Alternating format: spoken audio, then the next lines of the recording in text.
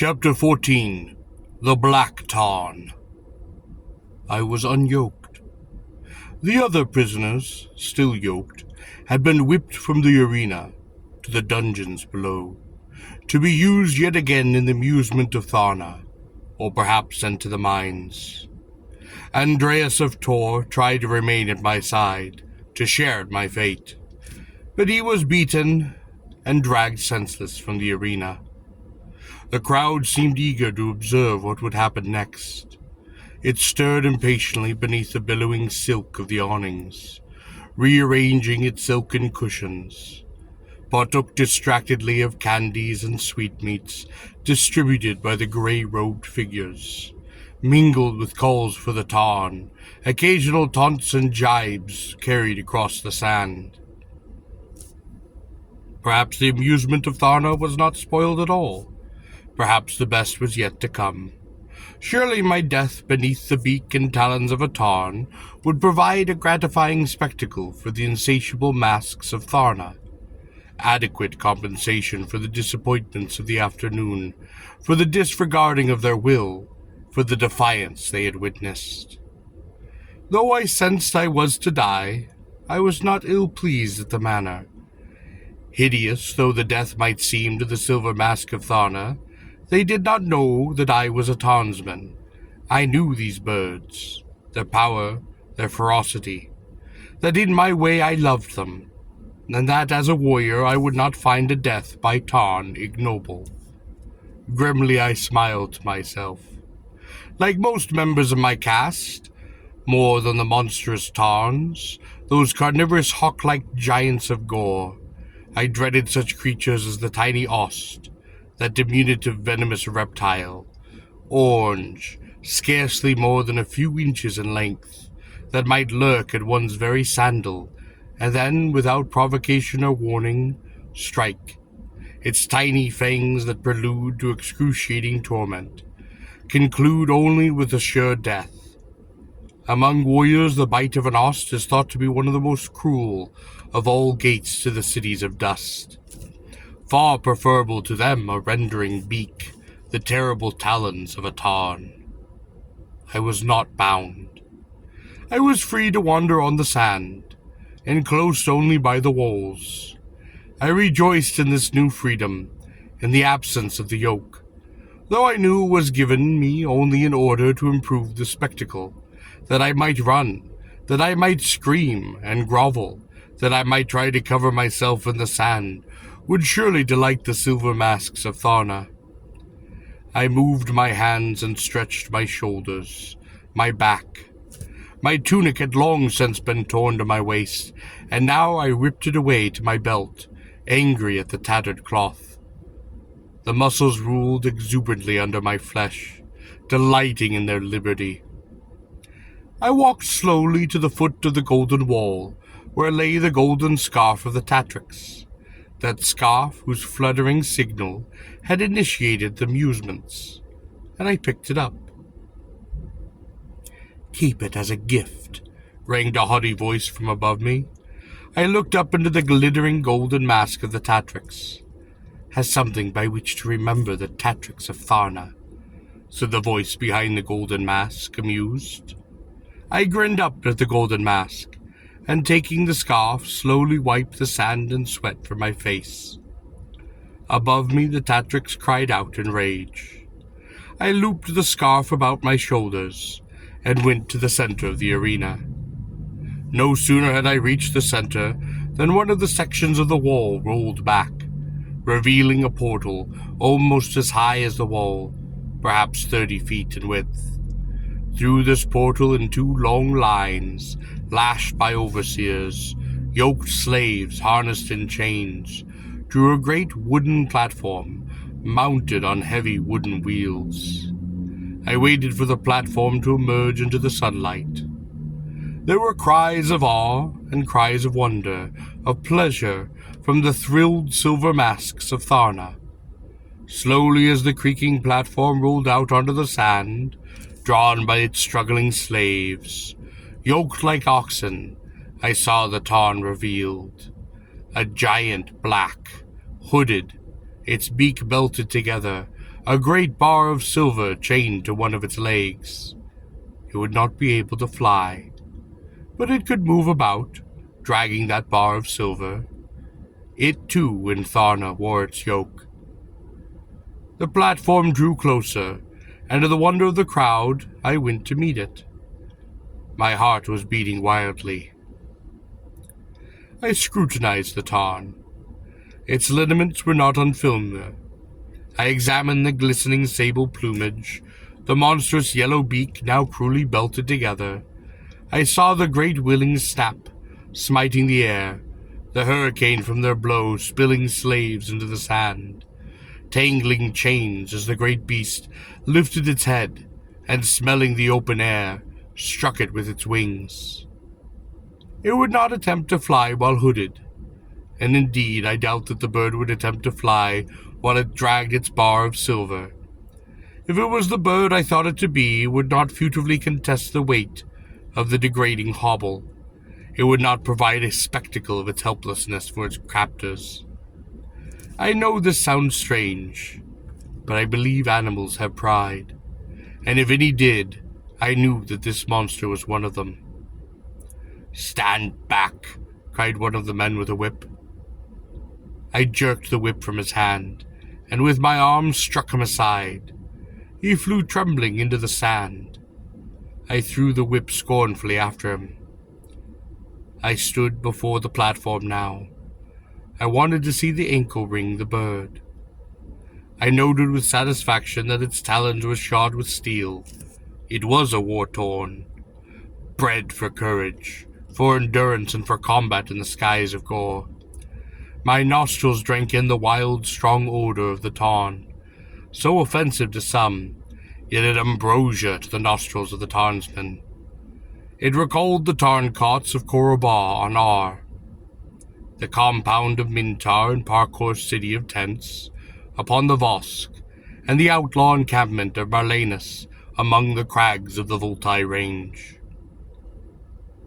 As I stood beside the bird, I felt happy, though I knew it was intended to be my executioner. It was perhaps the foolish affection which a Tarnsman feels for these dangerous, fierce mounts, almost as much a threat to him as to anyone else. Yet it was perhaps more, for as I stood by the bird, I felt almost as though I had come home to Korobar, as though I stood here now, with something in this grey, hostile city that knew me and knew mine, that we had looked upon the towers of the morning, and had spread its wings above the glistening cylinders of glorious Ar, that had carried me in battle and borne Talina my love, and me back from the siege of Ar to the feasts of our free companionship upon Korobar. I seized this ankle ring, and noting as I expected, the name of its city had been filed away. "This bird," I said to one of the yoke slaves, "he is from Korobar." The slave shook in his yoke at the mention of this name. He turned away, eager to be unchained and led like a beast to the safety of the dungeons. Though to most of those who observed it would seem that the Tarn was unusually quiet, I sensed that it was trembling, like myself with excitement. It seemed uncertain. Its head was high. It was alert in the leather darkness of its hood. Almost inaudibly it sucked in air through the slits in its beak. I wondered if it had caught my scent. Then the great yellow beak, hooked for rending prey, now belted shut, turned curiously, slowly toward me. The man in wrist straps, the burly fellow had so delighted in striking me, he with the band of grey cloth wound about his forehead, approached me, his whip lifted. "Get away from there," he cried. I turned to face him. "I am not now a yoked slave," I said. "You confront a warrior." His hand tightened upon the whip. I laughed in his face. "Strike at me, and I will kill you." "I am not afraid of you," he said, his face white, backing away, his arm with the whip lowered. It trembled. I laughed again. "You will be dead soon enough," he said, stammering on the words. "100 townsmen have tried to mount this beast. 100 townsmen have died. The Tatrix decreed it is only to be used upon the amusements, to feed on sleen like you." "Unhood it," I commanded. "Free it." The man looked at me as though I might have been insane. To be sure, my exuberance astonished even me, and warriors with spears rushed forward, forcing me back and away from the tarn.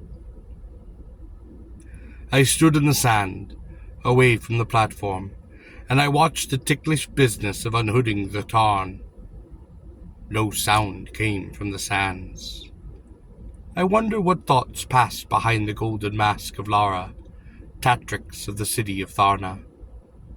I wondered if the bird would recognize me. A nimble slave, wasting no time, and held on the shoulders of a fellow slave, loosened the belts that held the beak of the tarn and the hood that bound its head. He did not remove them, only loosen them, and as soon as he had, he and his fellows scurried for the safety of the open section of wall, which then slid noiselessly shut. The tarn opened its beak, and the belts that bound it loosely fell asunder.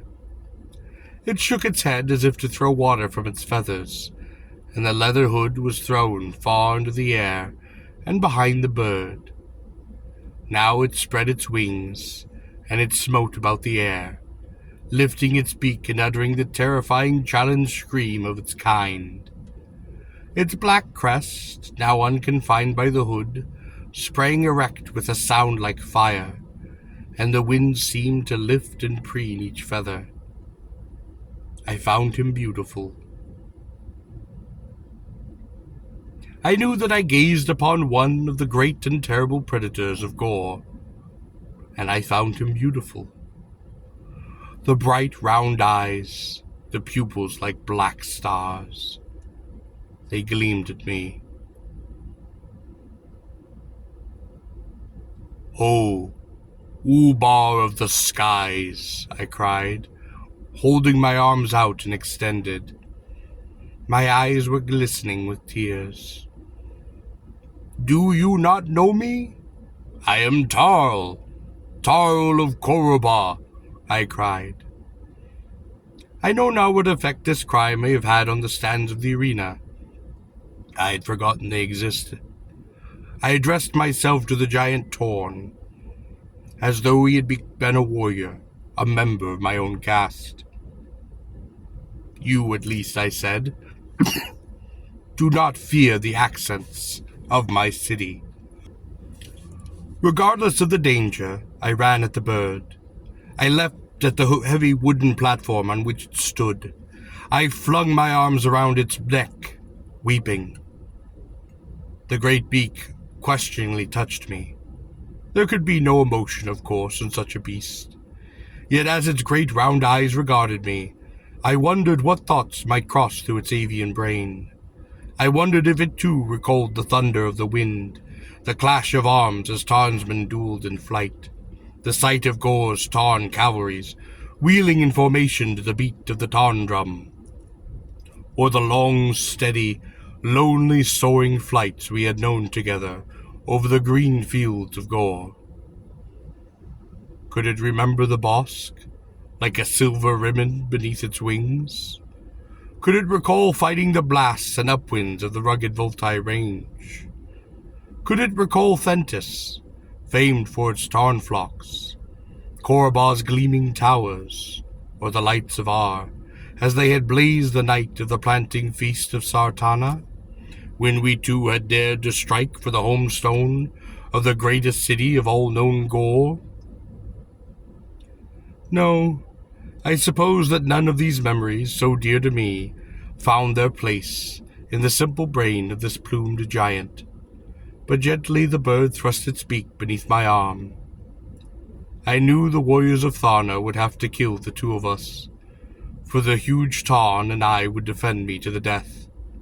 It lifted its huge, terrible head, scrutinized the stands. It shook the leg which was chained to the great silver bar. It would be able to move, dragging that weight, but it would not fly. I knelt to examine the hobble. It had not been forged in place, inasmuch as it would be removed in the confines of a tarn cot, to allow the bird its perch and its exercise. Luckily, it had not been locked in place.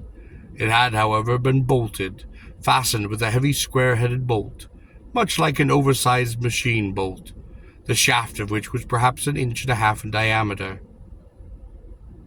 My hands tried at the bolt. It was tight. It had been affixed with a wrench. My hands locked upon it, trying to twist it open. It held. I struggled with it, cursed it, and inwardly I screamed for it to open, but it would not.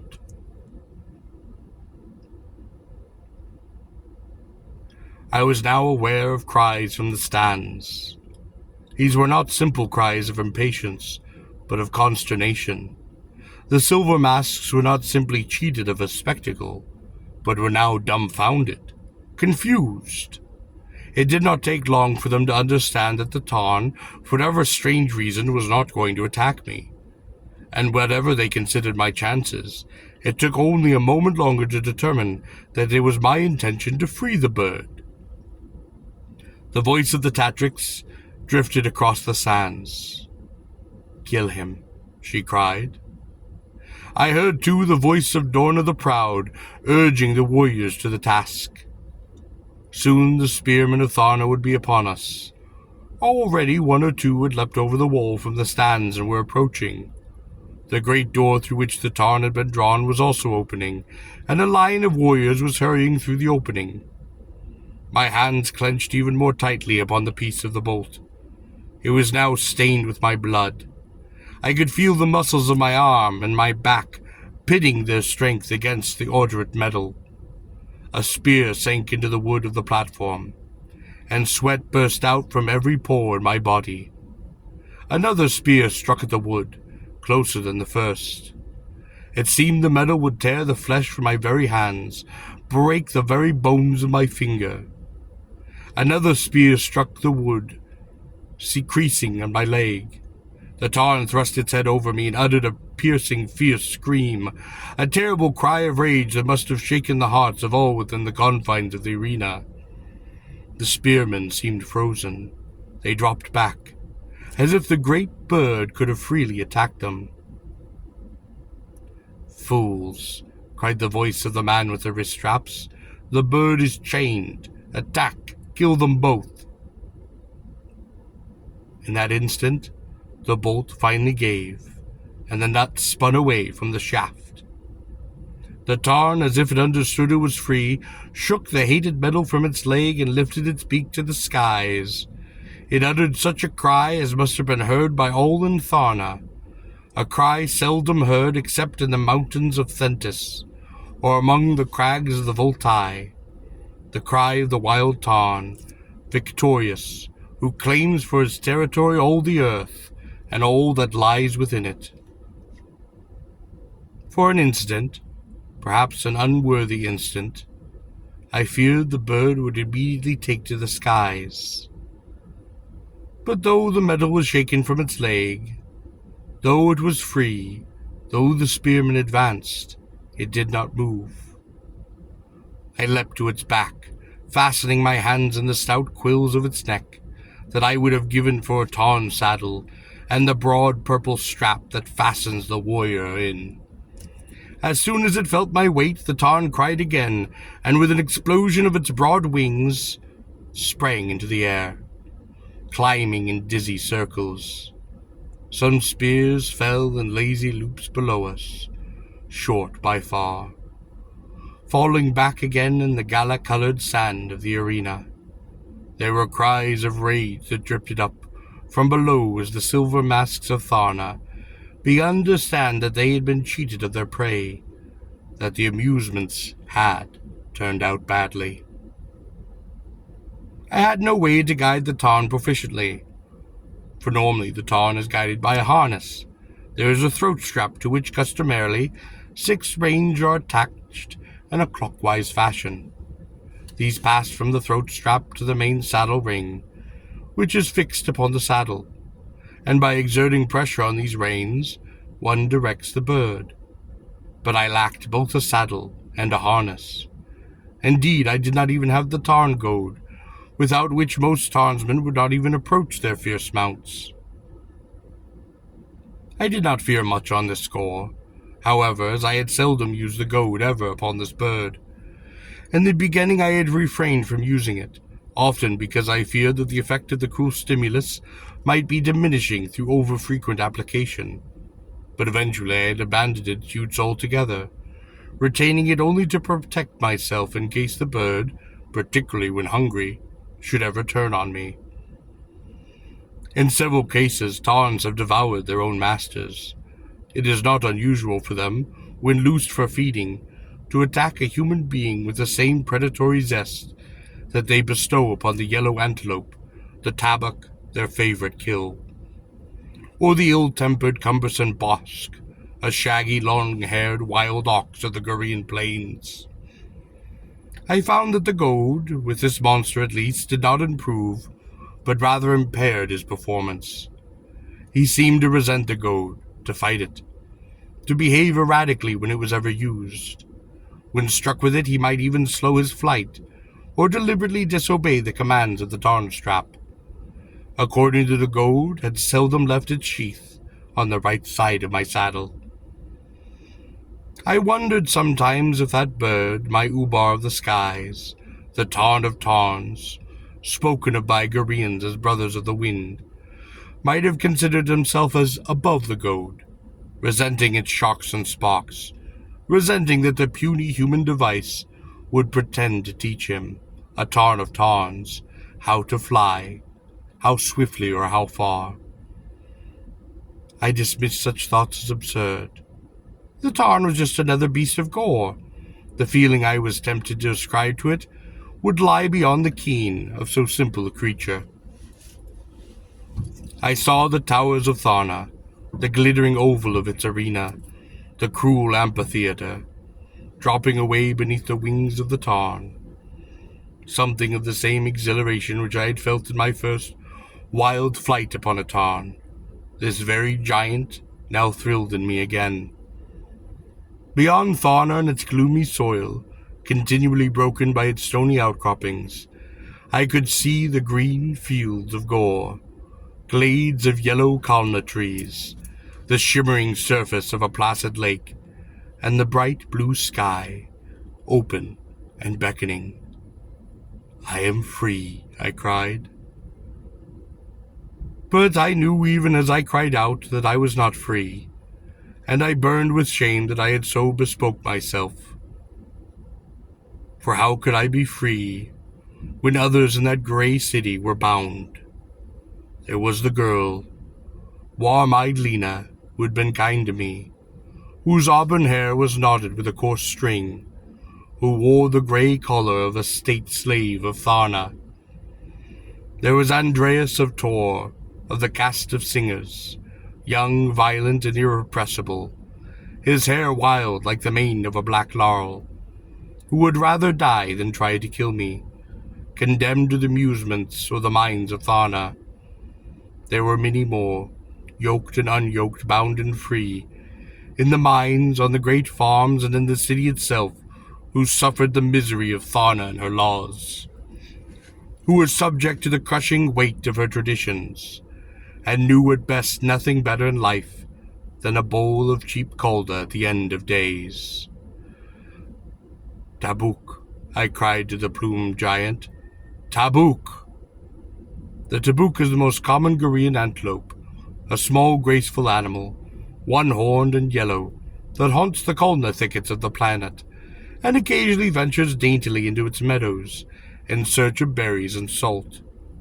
It is also one of the favorite kills of a Tarn.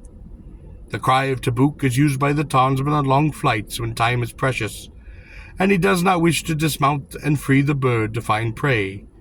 When he spots a tabuk in the fields below, or indeed any animal in the prey range of the Tarn, he may cry tabuk, and this is the signal that the Tarn may hunt. It makes its kill, devours it, and the flight resumes, the Tarnsman never leaving the saddle. This was the first time I had called tabuk, but the bird would have been conditioned to the call by the Tarn keepers of Korribar so many years ago. He might still respond. I myself had always freed the bird to feed. I thought it was well to rest the bird, to unsaddle it. Also, frankly, I did not find myself eager to be present at the feeding of a Tarn. The great Sabal Tarn, upon hearing the cry of Tabuk to my joy, began to describe its long, soaring hunting circles, almost as if it might have received its training yesterday. It was truly a Tarn of Tarns, my Ubar of the skies. It was a desperate plan I had seized upon, no more than one chance in a million, unless the great Tarn could tip the scales in my favor.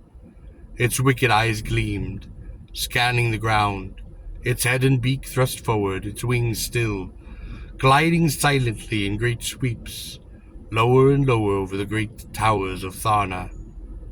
Now we passed over the arena of Tharna, still boiling with its throbbing, angry multitudes.